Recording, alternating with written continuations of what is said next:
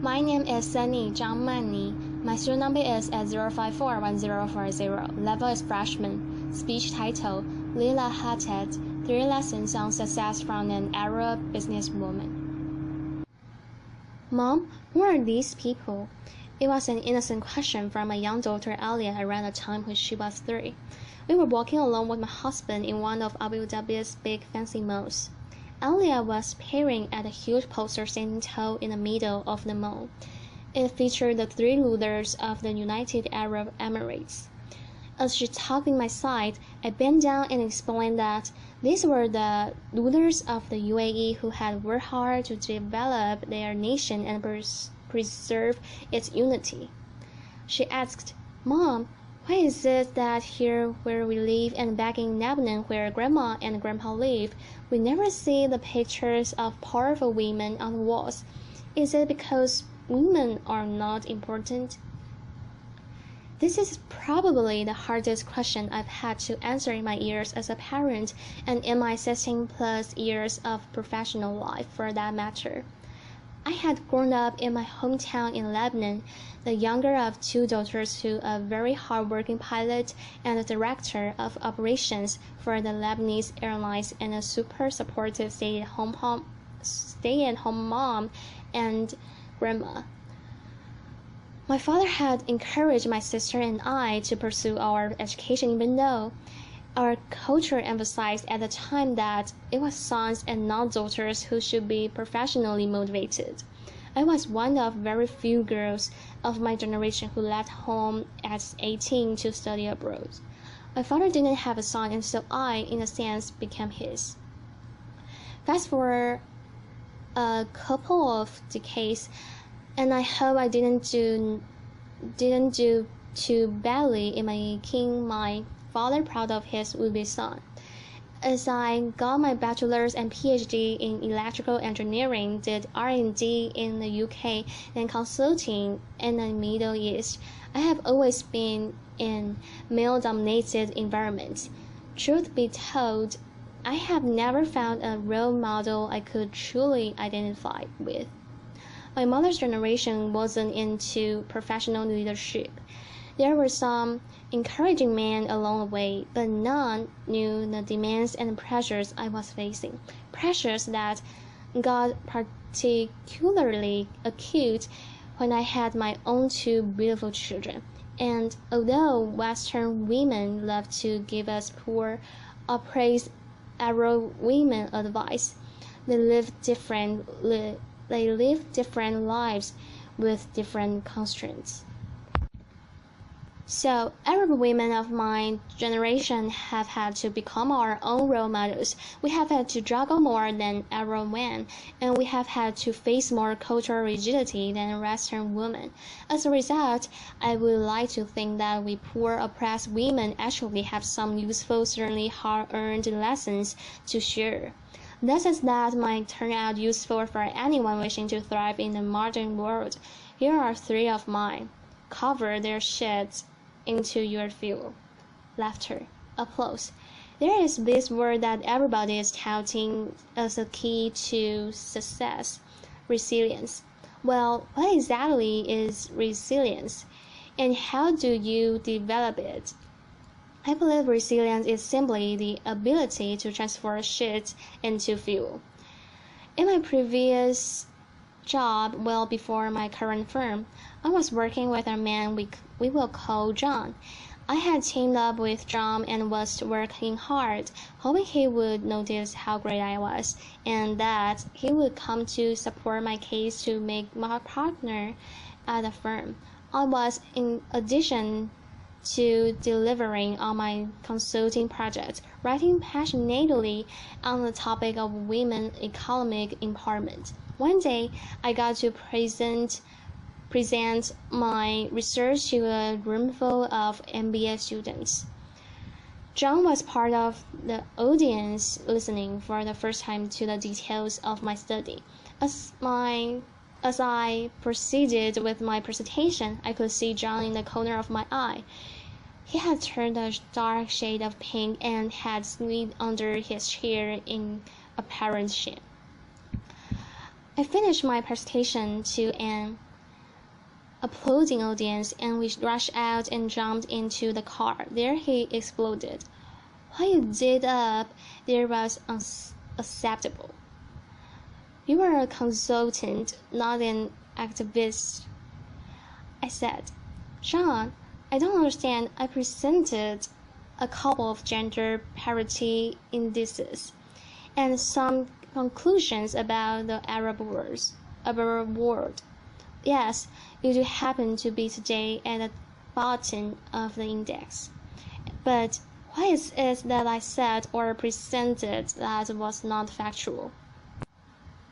To which he replied, "The whole premise of your study is wrong. What you are doing is dangerous and will break the social fabric of our society. He posed then added, when women have children, their place is in the home." Tom stood still for a long while, and all I could think and repeat in the chaos of my brain was, "You can forget about that partnership, Leila. It's just never going to happen." It took me a couple of days to fully absorb this incident and its implications, but once I did, I reached 3 conclusions. 1. That these were his issues, his complexes. There may be many like him in our society, but I would never let their issues become mine. 2. That I needed another sponsor and fast. Laughter. I got one, by the way, and boy was he great. And 3.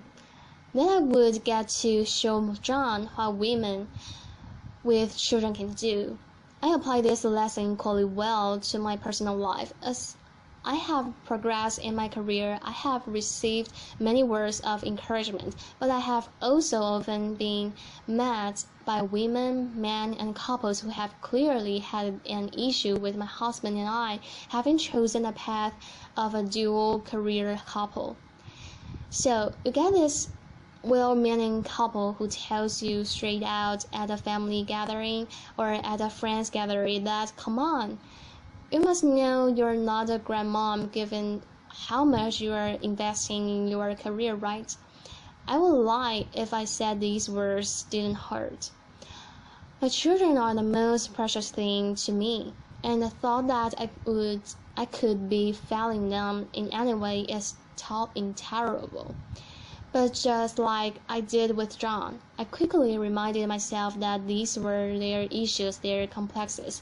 So instead of replying, I gave back one of my largest smiles as I saw, in flashing light, the following sign in my mind's eye: "Be happy, it drives people crazy." Applause. You see, as a young woman in these situations, you have 2 options.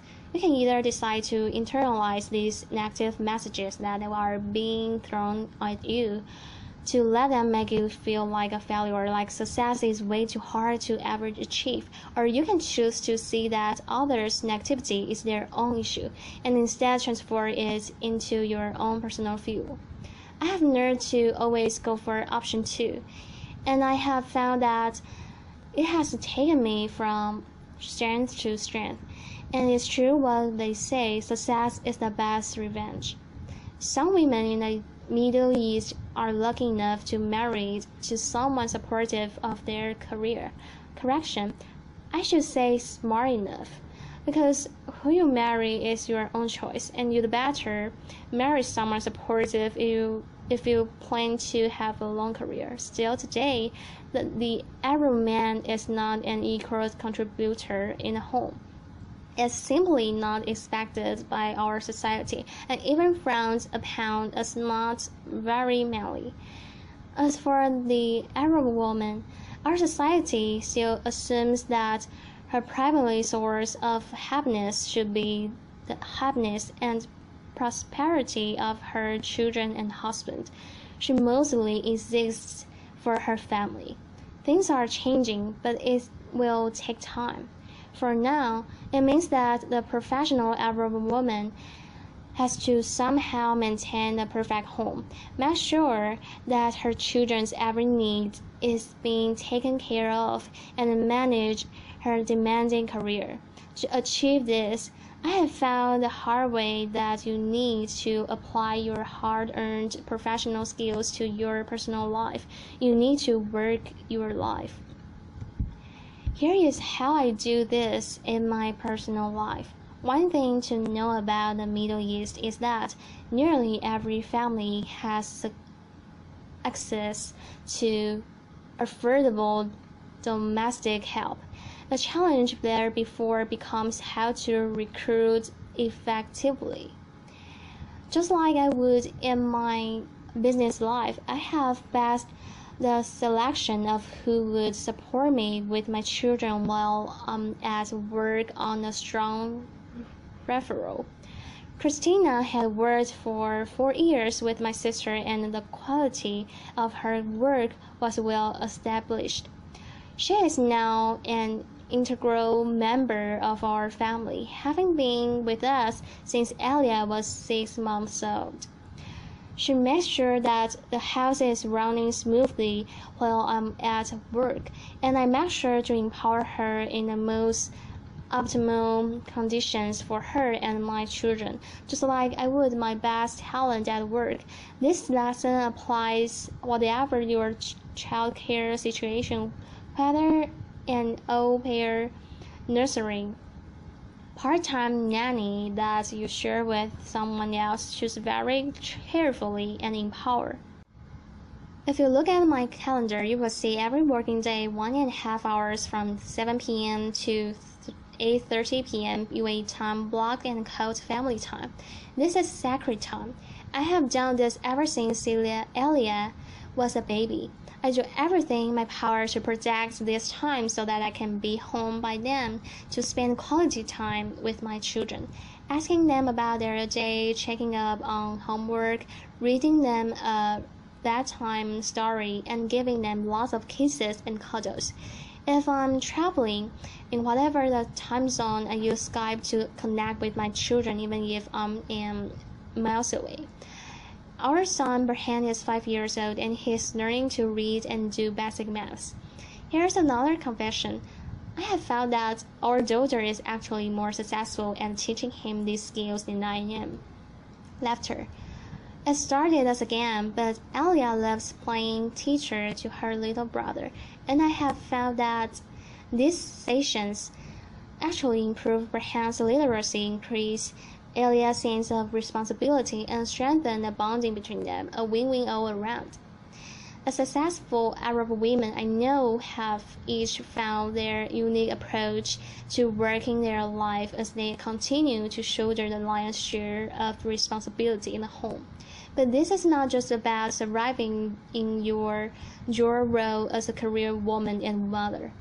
This is also about being in the present. When I am with my children, I try to leave work out of our lives. Instead of worrying about how many minutes I can spend with them every day, I focus on turning these minutes into